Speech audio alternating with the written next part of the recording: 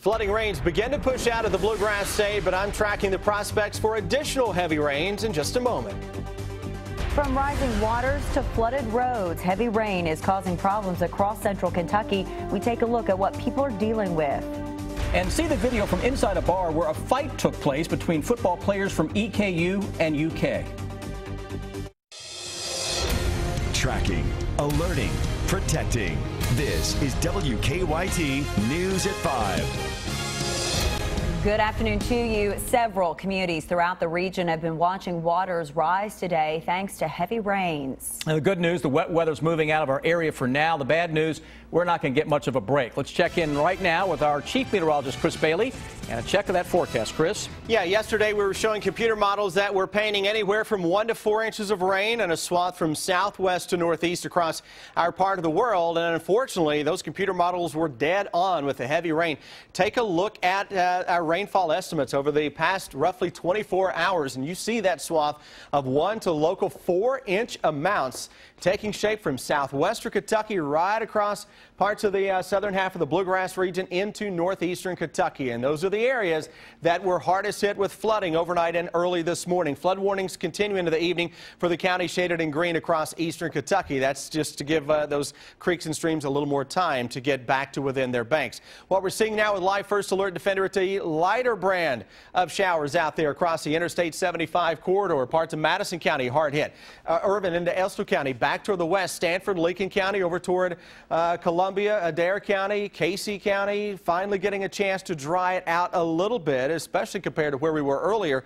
Rains in northeastern Kentucky beginning to go by the wayside too. And you notice the scattered nature that we're seeing across sections of central Kentucky. Still, though, as the creeks and streams come down, the rivers are going to come up, especially the Red River at Clay City. Flood stage 17 feet, expecting a crest at 21.5 feet. And again, that may fluctuate, at least with the forecast, based on how the waters are flowing over the next 24 hours. That comes tomorrow night. That should be moderate flooding, minor to moderate flooding all across the Kentucky River as of now. Focus of the forecast is on more rain and thunderstorm chances that show up over the next several days. Guys, we will talk about that. And I will also put the rains for the first 2 weeks of April into historical perspective coming up in just a few minutes. Thank you, Chris. And across the area, drivers had to deal with flooded roads because of all this rain and weeks of saturated ground. In Madison County, it was just high water closing roads. As WKYT's Victor Puente shows us, a mudslide also caused problems on the road. He continues our First Alert weather team coverage at 5. The road behind me is one of many here in Madison County, closed because of heavy rain. In most cases, it was due to flooding, but here, it was because a mudslide sent trees onto the road. The rain that fell overnight took the side of this hill down with it. This is Tate's Creek Road in Madison County. The ground that held these trees in place gave way sometime this morning. State road workers say they may have to get an excavator to dig up the earth behind those trees. They're afraid to move them because other trees may topple. On 4 Mile Road, people had to take back roads to get to downtown Richmond. It was the same story on Union City Road, with the water blocking off some driveways. Road crews blocked those roads to keep drivers from attempting to go through them. Sheriff's deputies say this driver managed to get out of her car after getting it stuck. They hope others learn from that mistake. It doesn't take a lot of water. You may think, oh, I can get through it. Next thing you know, your car's off in the bank and the water's coming up over top of you. While I was here, a Madison County Schools transportation official came out to the scene to see how bad it was. She told me they would have to use some back roads to get kids home because of this mess. In Madison County, Victor Puente, WKYT. And Madison County Schools also said many of their other buses would also be running late today because of the flooding and using alternate routes to get children home. In Lincoln County, many roads had to be closed because of all the rain. The heavy rain created difficult travel for many drivers and even resulted in 2 rescues. Phil Pendleton continues our First Alert weather team coverage now from Stanford. This is Goshen Road in Lincoln County, one of many ruled impassable because of the high water. A lot of people are simply telling me this is the worst flooding they've seen in years.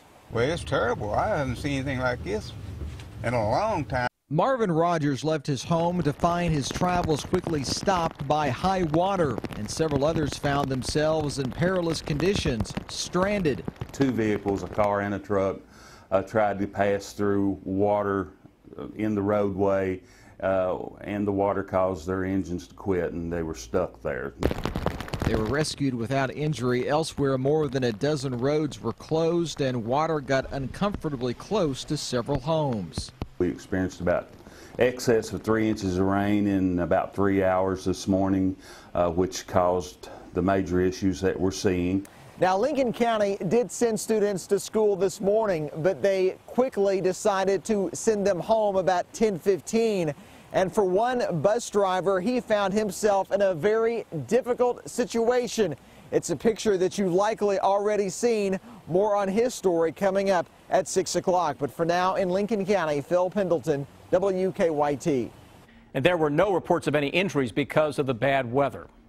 There were reports of high water across Garrett County today as well. Creeks and streams along Fall Lick Road were swollen and moving very fast this morning. Water reached the bottom of bridges and covered some roads up.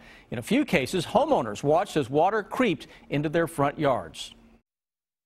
It is bad. It's really been bad this time. It floods like this every time it, floods.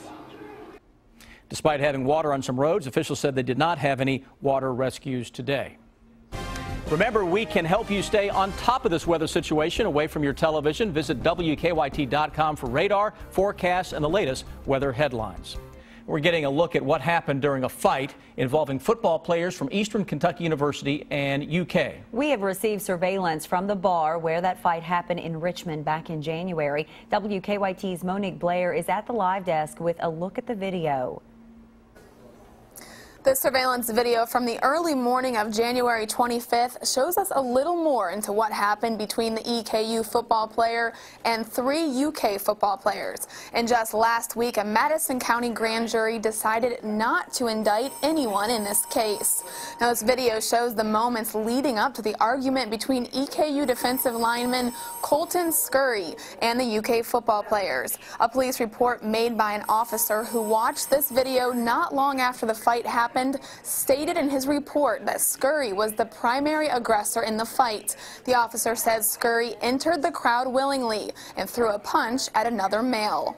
Now, coming up at 6, we'll let you listen to a 911 call made after this fight happened. We'll dig more into the newly released police reports, and you'll see more of this surveillance video. For now, at the live desk, Monique Blair, WKYT. And the grand jury is not required to explain why it didn't issue any indictments in this case. Police have arrested a man accused of shooting 2 people at a club. Our county-by-county coverage begins in Boyle County.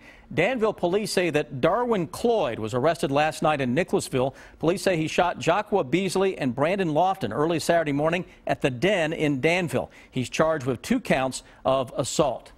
In Carter County, police have arrested a missing man's mother for filing fraudulent tax returns using his name. State police say that Sabrina Sigmund tried to cash a tax return in Paul Sigmund's name on February 24th.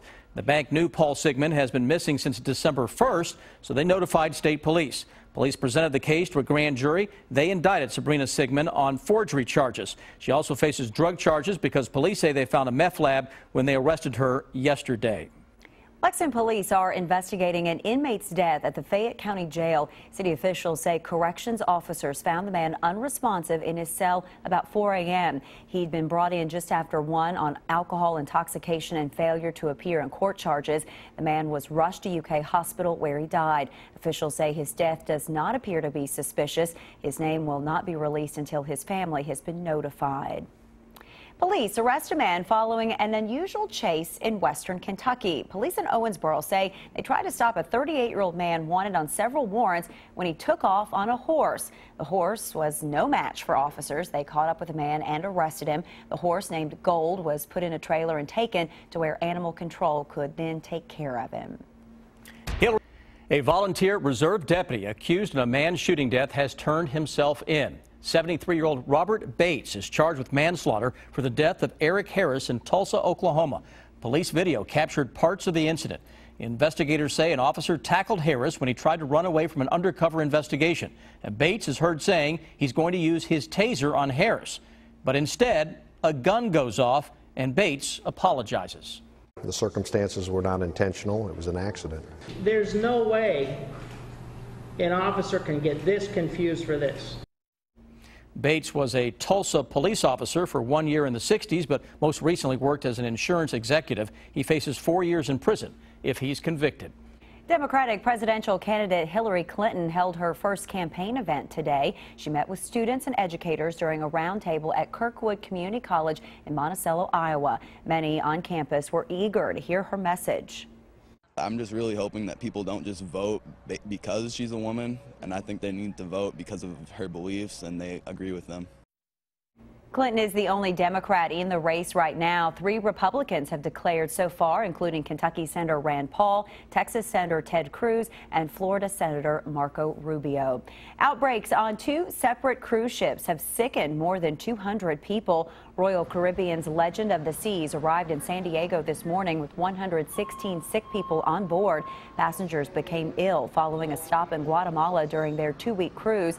On Monday, the Celebrity Infinity arrived in San Diego with 112 passengers and crew members sick with norovirus. Royal Caribbean owns both ships.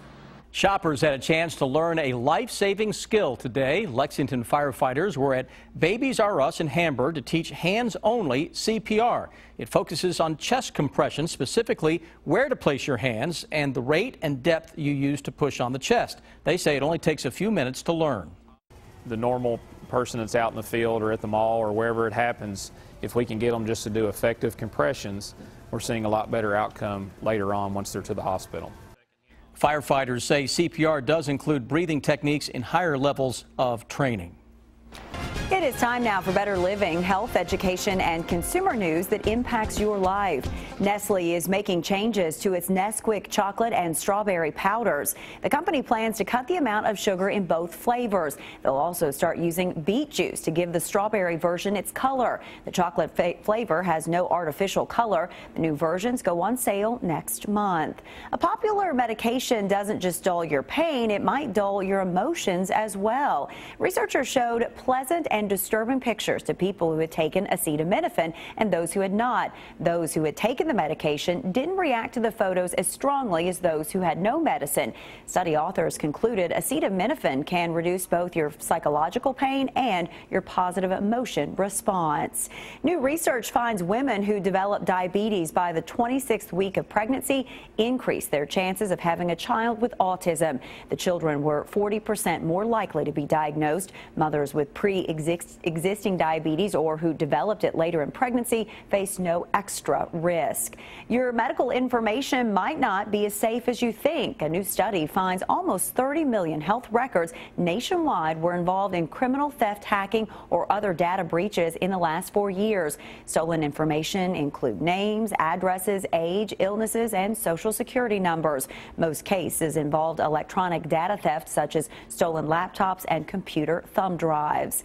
When it comes to social media, you're still most likely to find your teens on Facebook. A new survey from the Pew Center found 71% of teens still use Facebook. The same percentage use other sites such as Instagram and Snapchat as well. The study did find boys visit Facebook more often than girls.